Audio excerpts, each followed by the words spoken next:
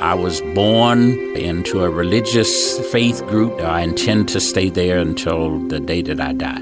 And when I die, I believe that God will be ready to say, well done. This is In Good Faith, listening to first-person experiences of faith and belief. On In Good Faith, it's our privilege to hear stories and accounts from believers told in their own words. Our hope is to listen with an open heart, celebrating the power of faith and belief and what those stories mean to the ones who tell them. Today I'm speaking in good faith with a venerable man I have read about and looked forward to meeting in person, Pastor Franz Davis. Pastor Davis, thank you for coming in today. Thank you. It's my privilege to be here. I understand you're from Gough, Georgia. Gough, Georgia. It's Gough with a G, and that's where I was born and reared. Went to high school or through high school in that community. It was a rural farm community, and after that, then went on to college. Were your people church-going folks back then when you were young? Absolutely. In fact, the very first thing I remember about my father was that he got us up on Sunday morning. We did our chores, and then he took us to church. And then when we came home from church, we spent the afternoon with him and his third grade education reading from the Bible. Wow. Beautiful memories. Absolutely. What do you remember about the church, the services? Anything that impressed on you when you were very young? Well, there are a number of things that I remember about the church that I attended as a young boy. One, the church only met once a month. It met on second Sundays. The pastor of the church had 4 churches that he pastored, and one of them was the church that we attended. We attended Sunday school as well as regular church service on second Sundays. And whenever we were in Sunday school, most of the time, the only children that were there were the children from the Davis household. So it was a fairly small church. It was in the rural. In fact, many years later, the building of the church burned, and it was nearly a week before the congregation found out that their building had been burned down, so far out in the country. Wow. What was it that prompted you at first to go into ministry as a youth minister or to get any schooling in the matter? Well, I accepted Christ as my Savior when I was about 12 years old, and then made a firm commitment that I was going to be a part of a church for the rest of my life.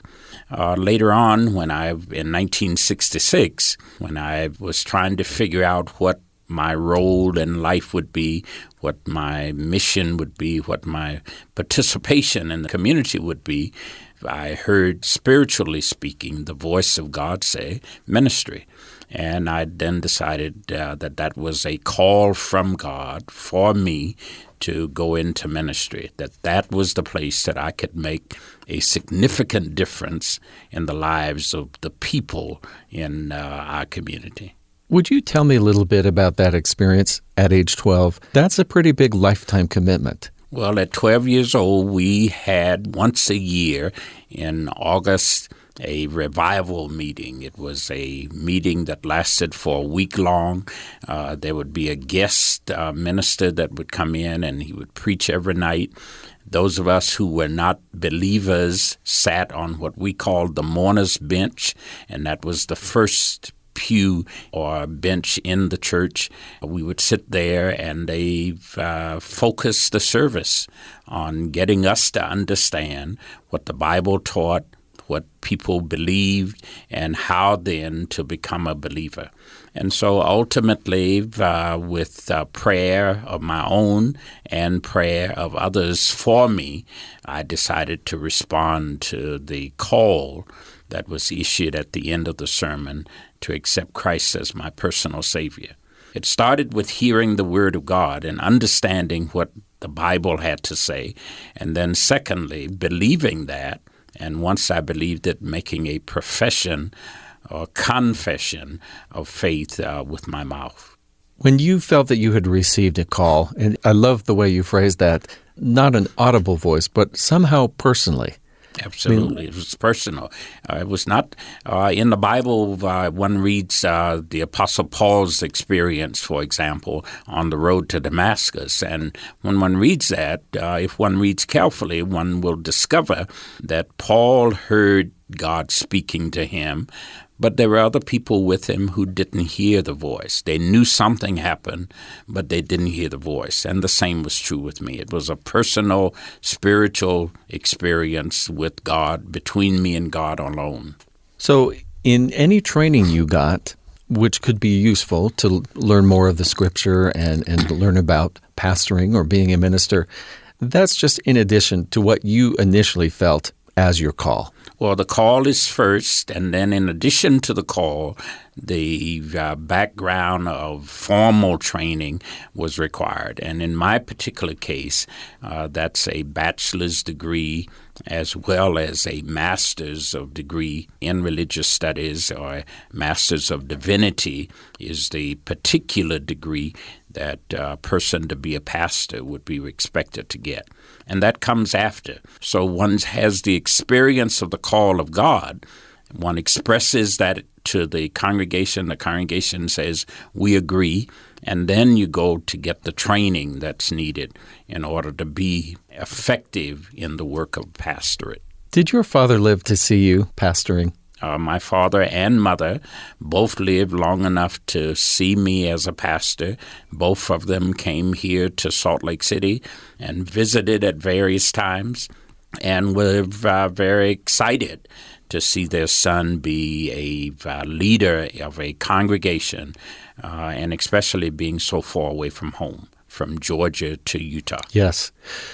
But before I do want to ask about your congregation here and the time you've spent, will you talk to me about involvement with civil rights and how that tied together, because it did tie together with faith? It does tie together. In fact, when I was a small boy, I grew up in Georgia, about 100 miles from where Martin Luther King Jr. grew up. And Martin Luther King became kind of the model, the example of civil rights during the 1960s, 1970s.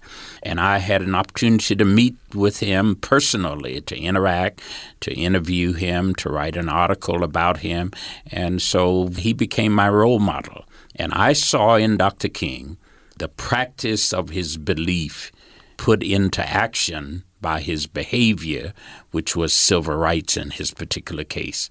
So I decided that that would be a good way for me to go, that it wasn't enough to just believe it, but you had to then show that if you said you believed in love for everybody, then you showed it by loving everybody.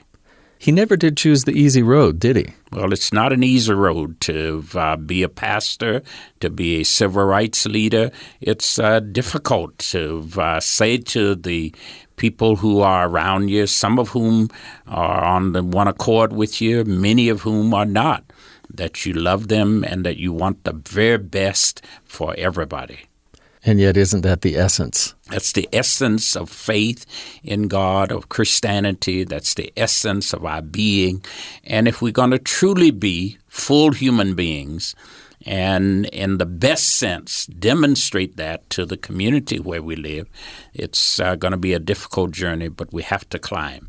And I remind the people at Calvary, the church that I'm pastor of, that if you're going to climb a mountain, you can't climb up the smooth side. You have to go up the rough side of the mountain. I love that image. That's beautiful. How did you feel in Selma? Do you remember? Were you worried? Were you scared? Were you full of faith? I was a student at the time that the march in 1965 was from Selma to Montgomery, Alabama. And as a student, I had no vested interest. I didn't have a job that I was concerned about.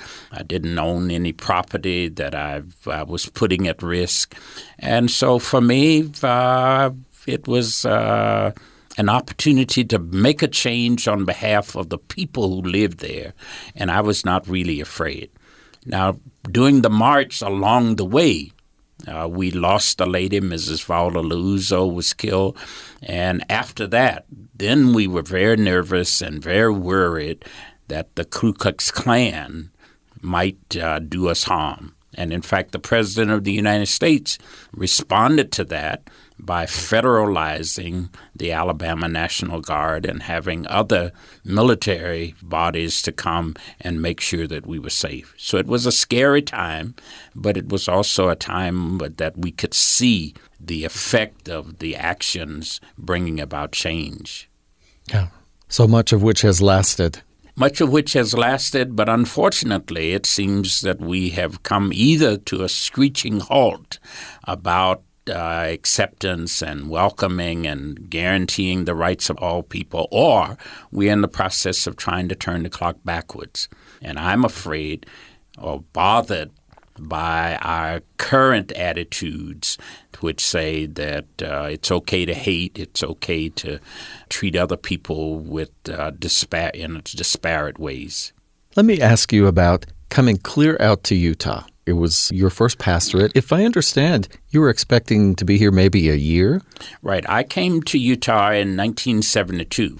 I had left Georgia, went to college in Alabama, left Alabama and moved to Florida, where I started my ministry in Florida. And then I enlisted in the United States' Air Force to avoid being in the Army or the Marines as a draftee.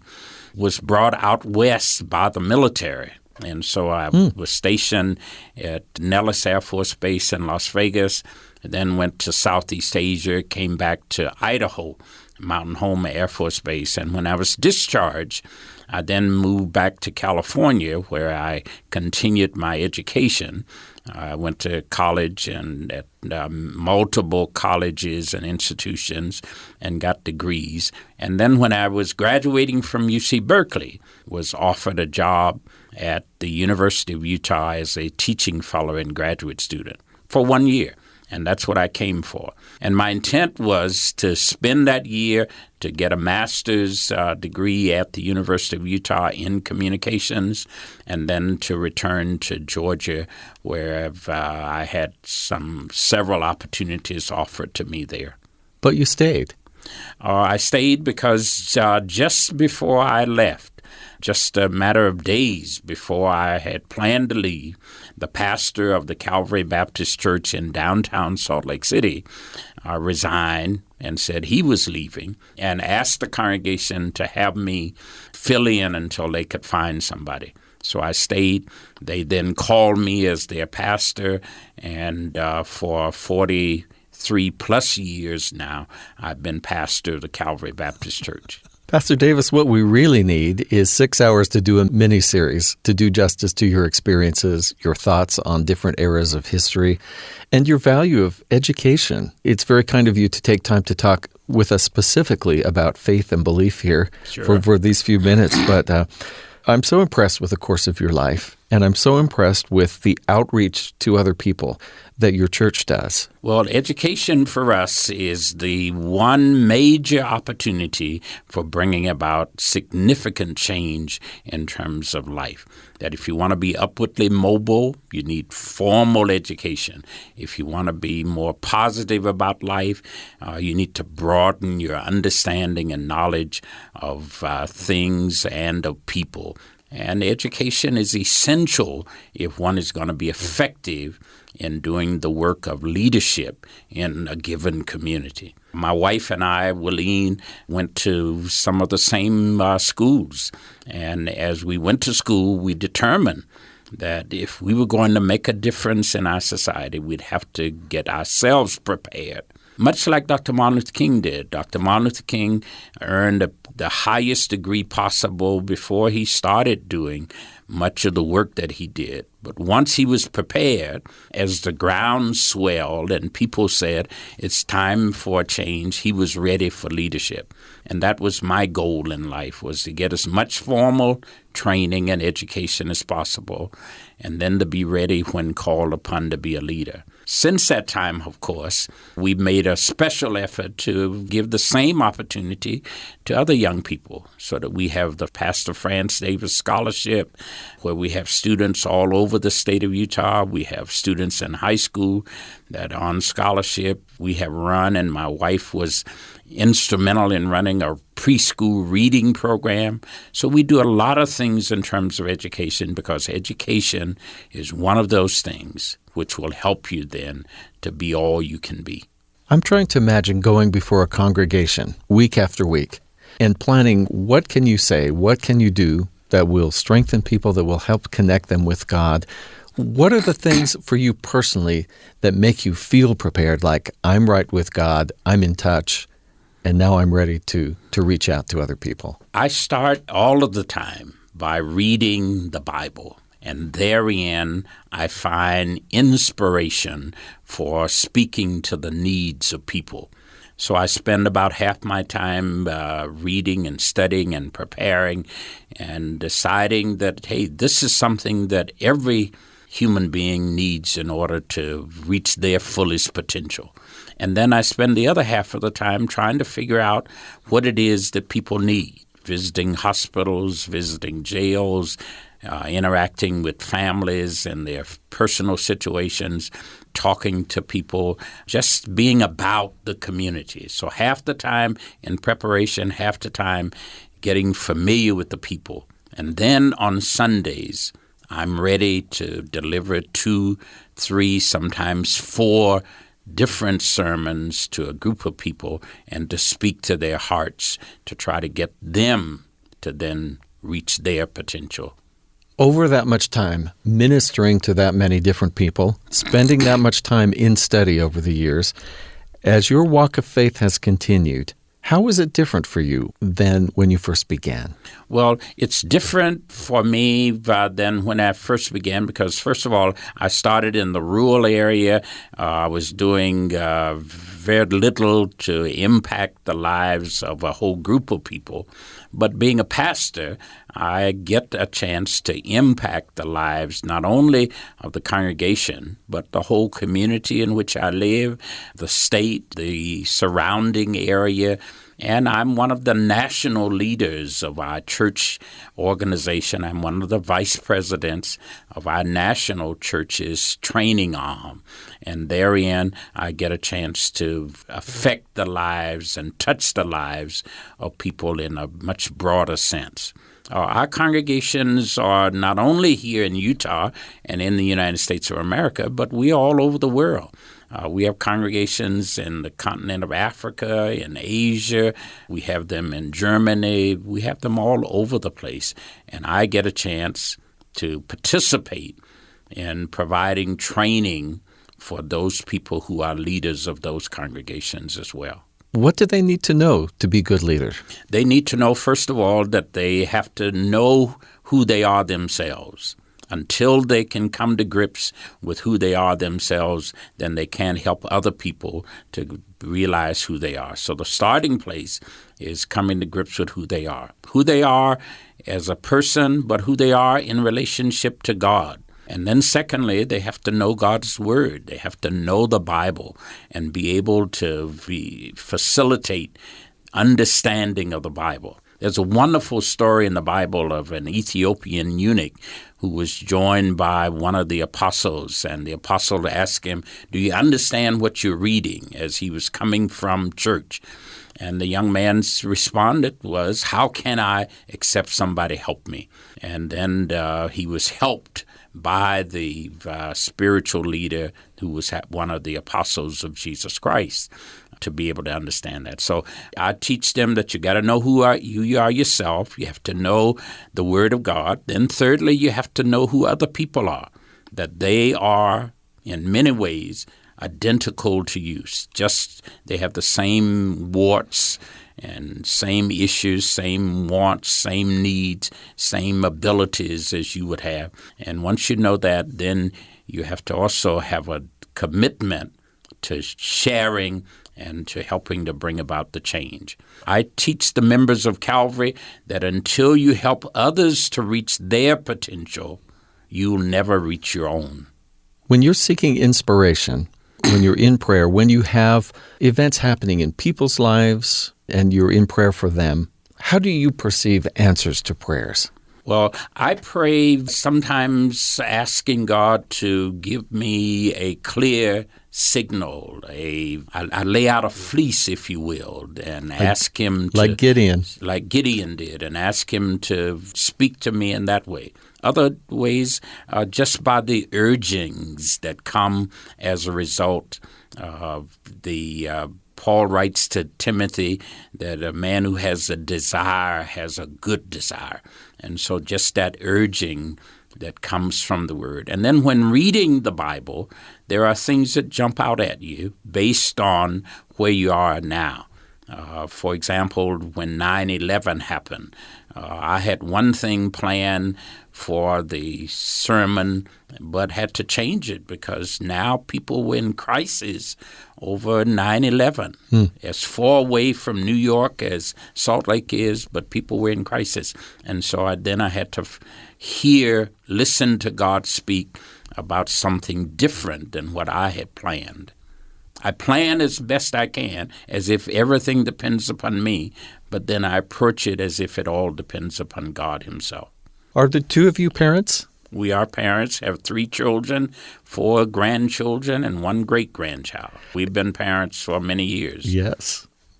How does that affect your belief? Our beliefs are passed on from one generation to the other. My father passed the beliefs on to me, his parents passed their beliefs on to him, and my job is to pass those beliefs on to my children, my children's children, and my children's children's children. Some of those still to come. I assume you don't have that many greats yet. Well, we have greats as well as grands, so we're looking for some more. Have there been difficult moments or difficult questions where you felt like, I really need to know this, but you had to wait? Or you might still be waiting for? There are some issues that as I read, study, and prepare, that I am not yet at a point that I can talk about those, that I need to mature more, I need to grow more, I need to understand more, and those issues are difficult. And as we deal with those, I just do the best I can with them now in hopes that later on I'll be more thoroughly prepared to talk about those issues. Where do you get your remarkable energy from? I suppose the only place that I can credit with the energy that I have at 70-plus years old is from God. That God gives me health and strength and then allows me to be motivated, inspired to be able to go forward. 43 years, I believe, in this congregation. 43-plus years as pastor. What do you hope for the future of this congregation? Well, 20 years down the line. My hope is that the congregation will be able to find another pastor, that we can have a transition plan and I can move aside and somebody else can carry on to higher levels and higher degrees than what I have done. I believe that everybody ought to build on what foundation you have, and then the next person builds on that foundation until we eventually get to where we are all on our way to. What inspired your programs, giving meals to over 100 people on many occasions? We look out among ourselves and ask the question of the people at our church, what are your needs? What are your hurts? What causes you pain along the way? And so we are inspired to respond to those. So the first major thing that we did nearly 31 years ago was build a housing complex for elderly and physically handicapped people, because we found that there were lots of people who had lived and had spent their lives living in their homes, but now were at a place that they couldn't cut the grass anymore, they couldn't keep up their house, so they needed housing. So we built a housing complex. And as far as I know, we're the only single congregation in the state of Utah that has built a housing complex subsidized for elderly and physically handicapped people. And then we decided that maybe one of the things we could do for the many homeless, which is a shameful mark on our society, that we have so many people that are homeless and are hungry, is that we could help to feed them. So every Sunday morning, we feed on average 300 to 800 people every Sunday morning for the last 9 years. And then we are inspired to do what we can educationally for young people. And so we provide them with opportunities to learn how to read, to be tutored in math and the sciences, and then to go on to higher education at one of our institutions, colleges and universities. We are committed to whatever affects people and causes them to hurt, to do whatever we can about that. And so our inspiration comes from a desire to see everybody at their fullest potential. And the only way they can get there is if we help them. What have been the biggest challenges over those 43 years? I would say the biggest challenges that we have faced has been having adequate space to do the kinds of ministry that we believe needed to be done. Also having adequate resources. We are self-funded, self-governed, and so forth and so on. We don't have a big parent body someplace that infuses resources. So we have to raise our own. So raising of resources, getting property, and then dealing in a community where there's a dominant religious group that had taught us a particular negative belief, and that was a real problem. Until 1978, that was an official problem. Yes. It remains an attitudinal problem even today, though, that there are people who still have the attitude. And so those are some of the obstacles that we've had to overcome. Do you see change? I do see change. For example, in terms of the dominant religious group, we have an interfaith group that meets regularly with their leadership as well as other leaders from the Episcopal, the Catholic, and so forth community. I've seen changes in terms of the law that said that everybody needs the right to vote and an opportunity to be treated equal.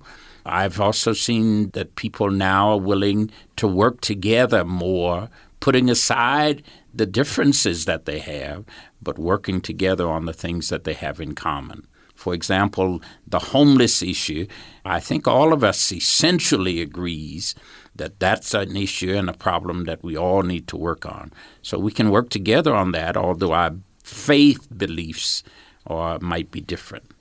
Rather than being separate groups with the same goal, to work together to make more happen. When we feed the hungry on Sunday morning, there are people from LDS community who come, people from Catholic community, people from various belief groups who come to help to ensure that people are fed.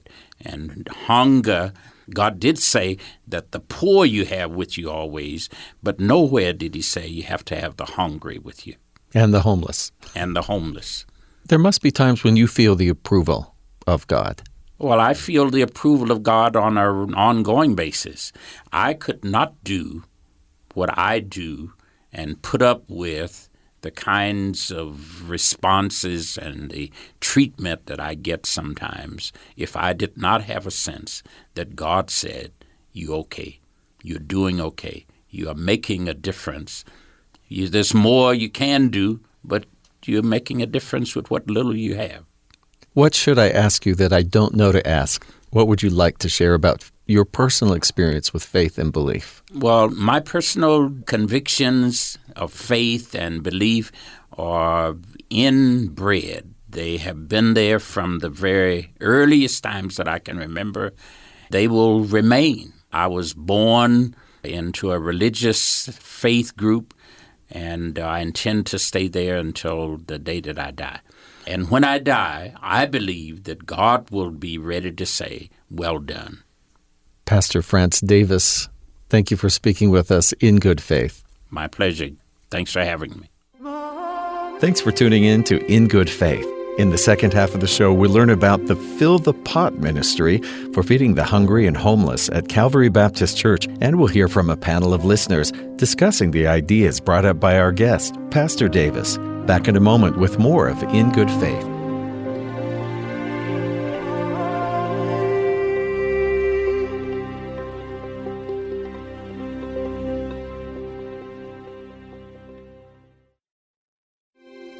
This is In Good Faith, listening to first-person accounts and stories of faith and belief.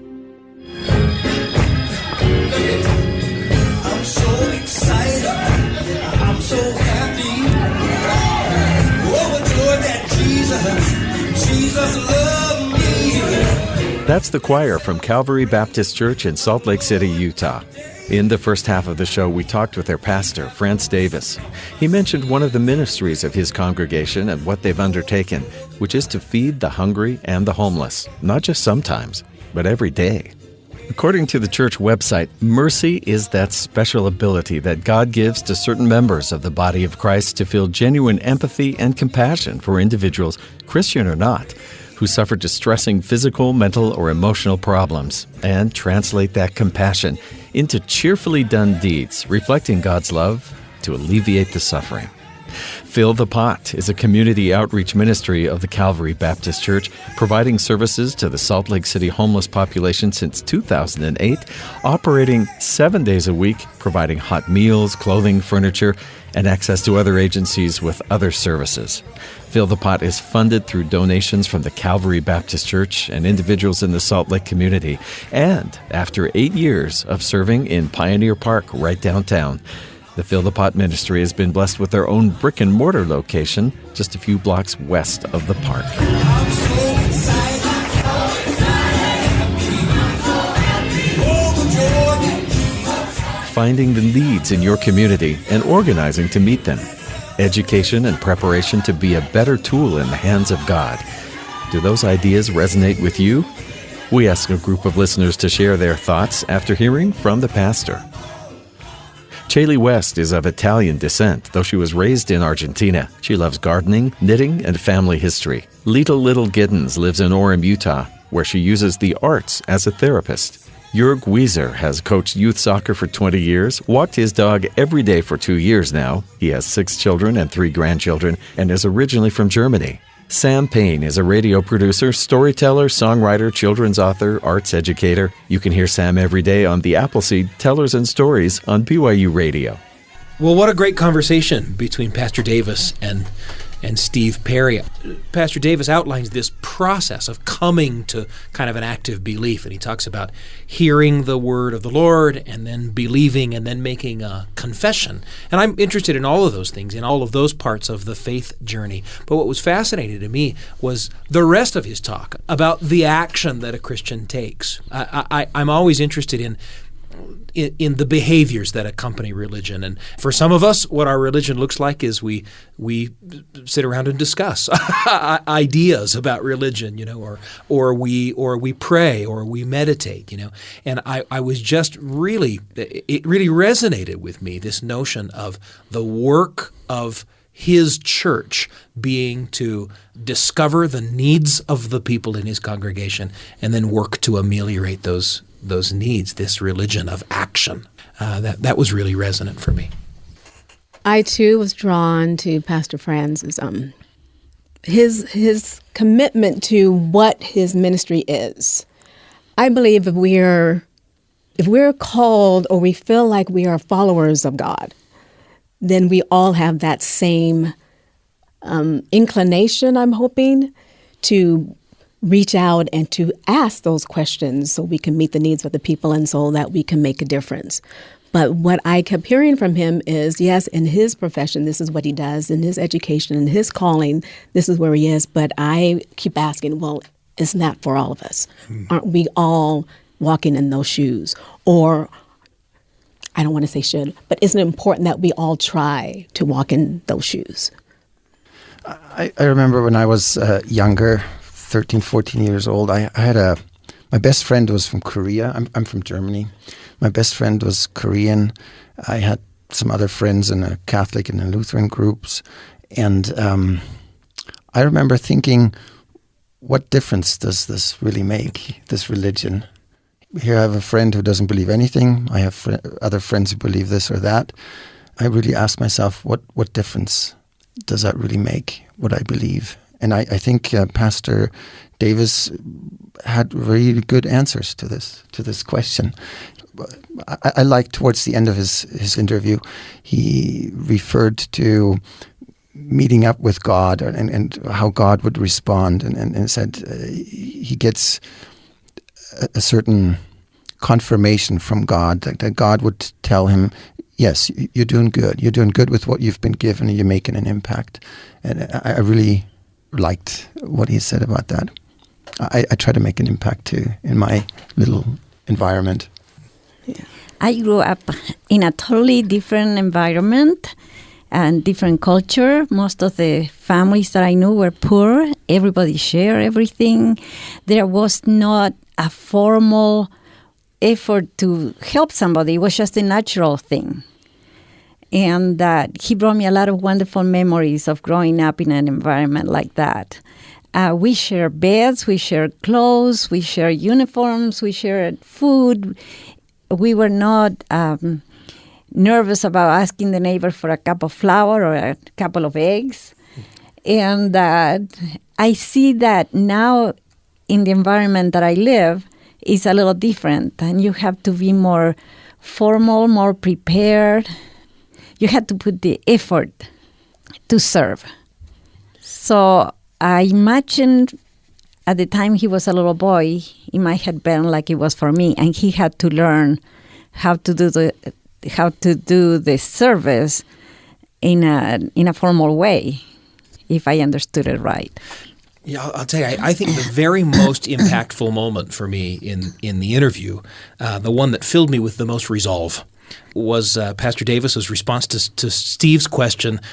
In 42 years, I mean, it was a pretty expansive question. He said, in 42 years, what are the biggest challenges that you have that have opposed your work? You know, what are the biggest challenges that you've had to overcome? And he mentioned three things. And he said one of the things was finding enough space to do the things that we want to do.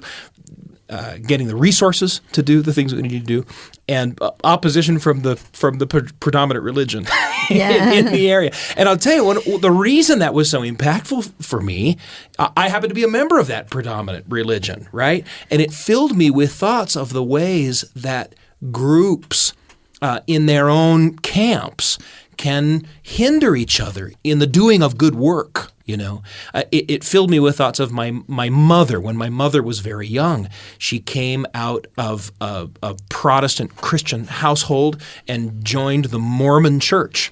And from that time to, 30 years later, it was kind of a full court press on my mother to get her back, a full court press on my mother from the rest of her family. And I, as a child, was oblivious to a lot of that. I didn't discover that was taking place until I was much older. But when I began to discover that was taking place, I thought, good heavens, how this kind of crashing together of these ideologies is hindering the good work in the world on both sides, and is hindering the happiness of the people, involved in this conflict on both sides. And I found myself, when I heard Pastor Davis talking about that, I think resolving whatever my faith is to not be a member of the religion of the hindrance of good work in the world, and to resolve to see that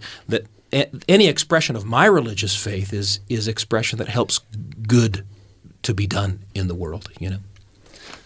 One thing that resonated with me from what he said, when he said that he came to Utah with the expectation of staying only here for a year, and then he more or less got stuck here, and he's been here for 43 years.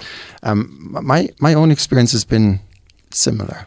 I came here to get a master's degree at Brigham Young University, only with the intention of getting that MBA and then returning to Germany. But I have been here ever since. I've been here only for 22 years or so.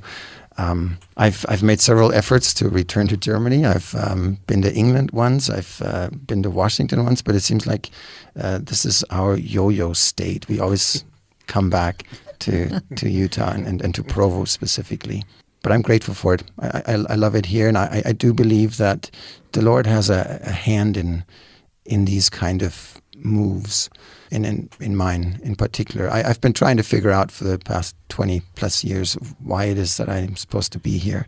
And I don't know if I have the answer, but I do know that just like I think Pastor Davis, I'm here for a purpose, and I can do a lot of good while I'm here.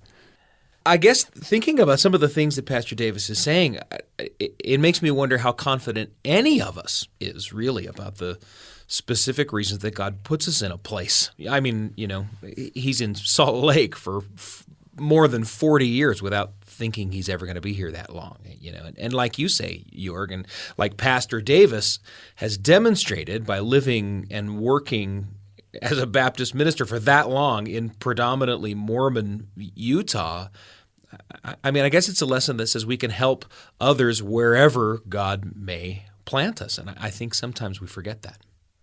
I need to go back to what you said, Shelley, about how you were raised. My mom was a single mother for many years, and then she remarried, and then she's now single again. But I was raised kind of like you. When my parents divorced, we ended up going to Tennessee, and she made enough money, and we ended up in California, and we lived with my grandmother. And there were 3 of us in one bed. There was this sense of support, or it was just kind of like an innate power within you to just help one another. And I think that is what I was raised with, because I continue to do that. We still share things in my family and hand-me-downs and things. And I continue to kind of have this attitude of, well, what do you need? Like Pastor Franz said, from the South, they say Miss Lita, so we say the first names, but it's Pastor Franz to me, and what are your needs? And sometimes we need to break out of, I don't feel the conflict of this predominant religion that I'm a part of as well, that came later on in my life. But it's my desire, and I think it's part of me to continue to walk in that way of to see what the need is and to ask what the need is. My mother, who is not a member of this predominant religion, but she sees this religion as helpful and supportive and outreaching. And I think it's because of how I was raised to see things in a different way and to communicate things in a different way. So I'm truly grateful for that. And she grew up in the civil rights and all of those things, and that is huge for her. Huge. We didn't have in Argentina any feeling of prejudice. There were Italians and Jews and German, and it was a melting pot. And for us, whenever a member of another race would come, we would grab them by the hand and invite them to come to our house and tell us what it was like in the place where they came from, what they ate. It was a great thing to us. So that was another thing that, for me, like this Pastor Franz talks about living among prejudice, I have a hard time seeing it. But I did get to go to Alabama, to Montgomery, and I visited the little church where Martin Luther King preached, and I also visited Selma, and it was an eye-opener to me. And I love listening to his story of how he, because of the gospel and his belief, he could look ahead and look up and be positive. There's a moment when he was talking about his choosing of the ministry as his career, and there's a phrase that he used that I wrote down and want to remember. He says, I considered what I wanted my participation in the community to be. There are a lot of things to consider when you're choosing a life path for yourself. And these are days when often you find yourself leaving the community of your youth to do something somewhere else, Again, people as they're choosing a career might think, what's going to provide for my family the best, what's going to satisfy whatever my ambitions are the best. And I think it's a beautiful question to ask, what kind of participation do I want to have in the community? And then he goes on to describe all of the good and bad that are a part of the community that he finally landed in, and that lifelong commitment to play that role, the role of the minister in the community. That's a big commitment, I think, born of a really lovely question. How am I going to participate in the community that I'm in? I was impressed by that, the motivation behind him, really behind his life, what drives him. He didn't set out to be a leader or to be the popular guy or the guy that stands in the limelight, but he wanted to serve God, and he wanted to serve the people. He wanted to really make an impact. I love that about him. And in order to do that to the best of his ability, he felt he needed to get a really good education. He needed to hone his skills to be an excellent force in this work of the Lord. I love that about his comment about him as a person. I think that's a wonderful example to all of us. It was interesting also to hear him talk about the fact that one needs to know oneself before one can serve and progress.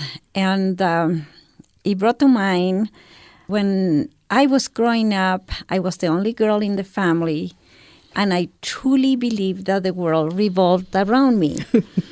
Everybody spoiled me. I was a cute little girl, and my grandmother always dressed me beautifully, and my hair was done, and everybody, oh, what a cute little girl. And life taught me later on that I wasn't the center of the universe. When I was in my 30s, I was divorced. I have 4 children. I had no education. I had no child support, no family around, except for my former in-laws that were wonderful to me. And there were a lot of nights that I spent kneeling down and trying to find out, who am I really? And why do I have to go through this trial right now? What can I do for my children? How can I serve them better? How can I make sure that they don't become negative about life because their father left? And at that time is when I felt the closest to God. And I felt like if I put my hand up, I would touch him. That's how close I was to him. I knew I was his daughter. I knew he loved me. And I knew that with his help, I could feed my children. And I did. I was able to have a job that helped me. I worked a lot of hours. And when I finished paying for my car, I went ahead and didn't have to work so many hours, so I could start getting an education. So little by little, I did. I became a registered nurse. By then, my children were gone and on their own and doing well. But somehow I set the example because when they had been in trouble, they realized that they needed to go for education. But to me, it's important to know who we are first. And then we can jump or dive off the board and help others.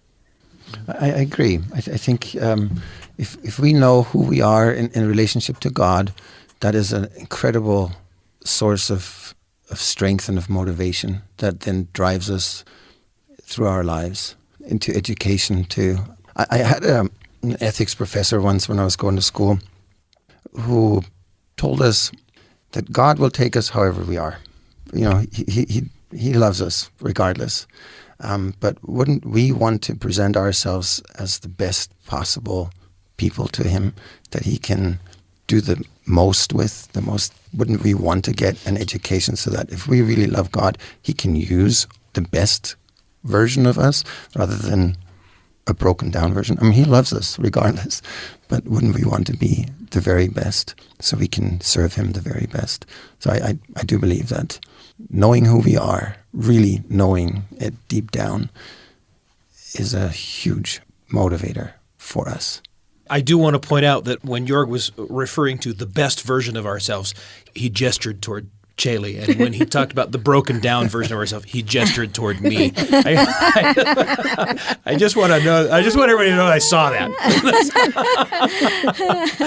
But I think about he talked about when they were talking about the civil rights movement, and Pastor Davis was referring to what he perceives as this kind of almost regression from some of the progress that was made during the civil rights movement. I really have been feeling that in this last while. You know, I've really been, as I've watched the conflict that is expressing itself all over the country. You know, I find myself really feeling like, I'm not living in the country that I thought I was living in. I'm seeing things that I thought we were past. I'm seeing things that I thought weren't a part of us anymore. And it's led to, and speaking of knowing yourself, as you did, Shelley, it's been a real time for me of self-reflection and self-examination and looking at myself to see if if I am possessed of some of those same characteristics that are driving some of the conflict that I'm seeing around me, And that's been certainly an enriching, painful, thoughtful, difficult time for me. Coming to know oneself is tricky. Coming to know oneself is a process that's not always pleasant. Sam, you took me back to when I was growing up. I didn't like who I was because of what people told me I was. I wasn't comfortable in my skin because people were comfortable with my skin. So it was, and I didn't see myself reflected in television and things like that. But it wasn't until I understood myself in relation to God that I was able to define myself in a powerful way and to rid myself of that negativity that I was getting from outside sources. So that was a huge turning point for me. And I got to where I really am grateful for who I am. Like you said, Shelley, that I'm a daughter of God. I'm grateful for that. But I also know that I still have such room to grow, that I'm still a baby in a lot of different ways. But from then to now, it's completely different. I've made a huge shift in how I think about myself and in the knowing of myself. And I remember a time in my life where I just thought, okay, I feel this goodness, I feel this love, I feel this connection to God, and I wish I could open up my heart and take it out and put it into this person who hates. And then you would feel that. Can you feel that love? I wanted them to feel that. But then I thought, well, no. Down the road now, like just recently, because of this stuff we're experiencing in our society, like you said, Sam, I shifted that to think, no, I would like to open up my heart and have God put his heart into mine so I could feel that, because mine is imperfect. And if that could happen to everyone, wouldn't that be awesome? Wouldn't that be amazing? To just open up ourselves enough so he can put that in you so we can feel that and know ourselves and put that out into the world.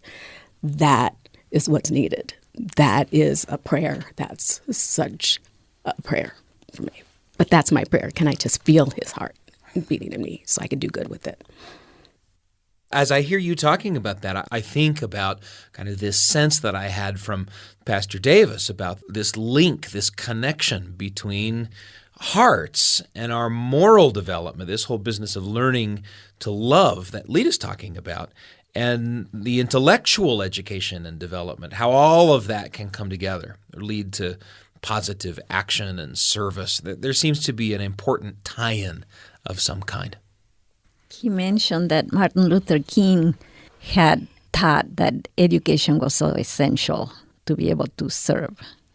I loved that too. I think that kind of, certainly it's a stereotype, and an inaccurate stereotype in many cases, to assume that people who are religious aren't interested in education, and people who are interested in education aren't interested in religion, But this dedication to both, this dedication to the notion that you can't be an effective servant of the Lord, you can't live an effective faith life without getting as much education as you can. That was cool. Well, since we're talking about Martin Luther King, and I need to talk about the civil rights part. Thank you very much. I loved how he looked up to Dr. King.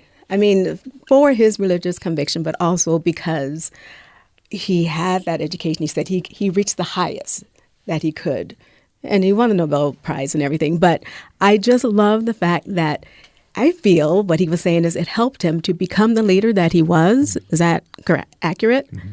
And for me, I go back and I thought about my mom. That's where I went to. My mom was such a lover of Dr. King. And when he was assassinated, it kind of shifted things in her world. The civil rights movement, and I love how Pastor Franz said, we've kind of gone backwards, and it's this whole issue about equality has come to a screeching halt. Oh my goodness.